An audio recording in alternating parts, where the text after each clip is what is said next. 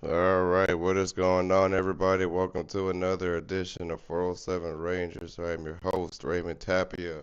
Make sure you leave a like, subscribe, and a comment, turn on notifications every time I'm about to go live, post a recap or highlights, or do a community feed. So, as y'all know, the Rangers had an interesting week, or pretty much weekend as well, because Johnny Brodzinski and Igor Shesterkin stole the show against the Minnesota Wild. Because pretty much Johnny Brodzinski was the only one that scored throughout the game, gave them the overtime winning game winning shot. So surprisingly, they actually beat the Wild, even though they're banged up.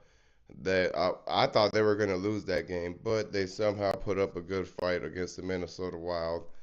Then, of course, in the Columbus Blue Jackets home game, no, I'm sorry, where they were on the road, and Alexis Lafreniere finally scored a goal that game. And then Artemi Panarin, of course, he scores. And then you had Vincent Trocheck scoring 2 goals and Igor Shesterkin with the shutout as well. But this was the game that I was like, okay, impress me if you could beat this team. The Edmonton Oilers. This was the game that, man, I was like, of course, they can beat teams we know they're supposed to beat. But the Oilers definitely was one they had a chance to actually get the victory off them finally because I've been watching them play against the Oilers for the past like what 4 or 5 seasons. They can never beat this team. Never. They can somehow never beat the Oilers. So until Connor McDavid and Leon Draisaitl on that team, I don't see the Rangers beating this team, man. They just they never figure it out. Connor McDavid's always getting a highlight out of this team. That's what I also noticed as well. But the first period was just ridiculous, man, because they drew so many penalties, and then of course Keandre Miller drawing the penalty in the second period, causing the Oilers to get the goal and tie the game, and then from there on, right after you had the Oilers score another goal, and then in the third period, Connor McDavid scores the third goal, and pretty much it was a wrap because the only person that scored a goal in this game was Will Cooley. That was pretty much it. And Igor allowed certain goals that shouldn't have been allowed as well, which I'm not going to put the blame fully on Igor, but he definitely is part of the reason why they lost. But the defense was just ridiculous, man. Like, I don't know how Phil Housley has a job still. I really don't. Phil Housley has been making this defense chaotic for too many seasons now. It's like I genuinely do not understand it. They still don't see that Phil Housley is definitely the problem because obviously he can't coordinate the defense correctly because he's our defensive coach, and this is why our defense sucks because we got a guy like that and of course Coach Lavi. Man, listen, I and the other problem is the Rangers can never win three. I've never seen a season where they can't win 3 games in a row or 4 or 5. The only time they had a game winning streak was like October, November. That was it. That was literally it. From there on, it's been impossible for the New York Rangers to get a 3 game winning streak this year. Like if they get a 3 game winning streak, that's actually a shocker to me now because I'm like I don't even know how they're in the wild card with that problem. Like the fact that they can't get 3 games in a row and they're still in the playoff picture, it baffles me sometimes. It really does. But I mean, like I said, man, yeah, you guys know how I feel about the season and the team. I'm just waiting for the summer. That like if they could play good in the playoffs, cool. But I'll be in shock if they make it to the third round with this core, because the most I see them even make it is past the first round, not going past the second.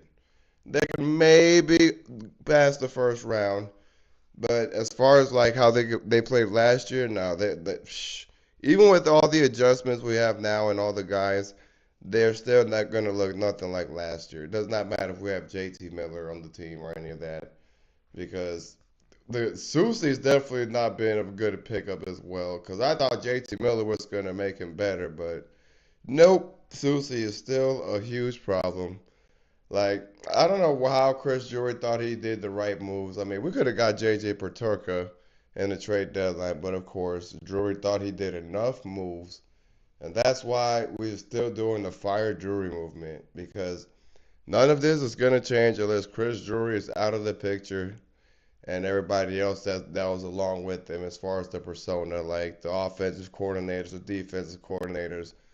Everybody's got to go. That's the only way things get better for this team. Because the way it's looking, it looks like they're going to pick and choose their battles while Chris Drury's in office. And I'm sure Chris Kreider's still mad at him because he put him in the trading mix. But like I said, there's no telling what will happen this summer. I'm sure Chris Drury is still going to have a job. It would not surprise me one bit if they like give him a contract extension in the offseason and he somehow still has a job. But like I said, this summer he has to make the right moves if he's going to stick around. Because these moves are not going to get you a Stanley Cup. I already said it like too many times. There's no point in me repeating it. But as you guys know, they play the Calgary Flames at home this Tuesday, which is tomorrow. So obviously, I will keep you guys updated on that as well. I mean, they can beat the Flames. Like I'm not gonna count them out just because they lost to the Oilers. I mean, it's the Edmonton Oilers. They have Connor McDavid and Leon Draisaitl and freaking Zach Hyman and Nugent Hopkins and Jeff Skinner. Like, but the other thing is too, man. They had Stuart Skinner behind the net.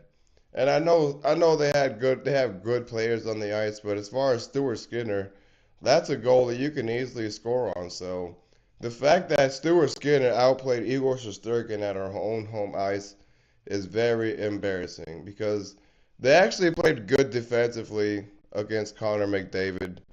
They actually made him have a hard time. He didn't get his goal until the third period, so I will say the defense was good, but like I said, they drew way too many penalties. That's what costed the Rangers the game, honestly. The penalties.